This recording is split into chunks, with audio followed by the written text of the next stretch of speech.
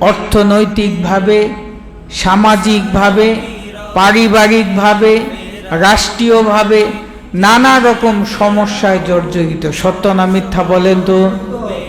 আমরা যদি এলাকায় এলাকায় এই আশুরার দাওয়াতের মাধ্যমে, এই খেদমতের মাধ্যমে আমরা যদি মানুষকে দাওয়াতটা পৌঁছে দেই, মানুষের মাঝে যদি এই আহ্বানটা করি, তাহলে এর ইজ্জতের খাতিরে, এই আশুরার বরকতে আল্লাহ চাইলে আমাদের বিপদ আপদকে দূর করতে পারে না পারে না।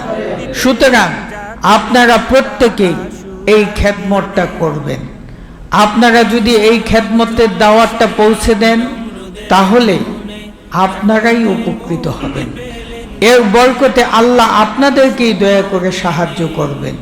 সুতরাং আমি আশা করি আপনারা সবাই যার যার অবস্থানে থেকে এই দাওয়াতটা তুলে ধরবেন।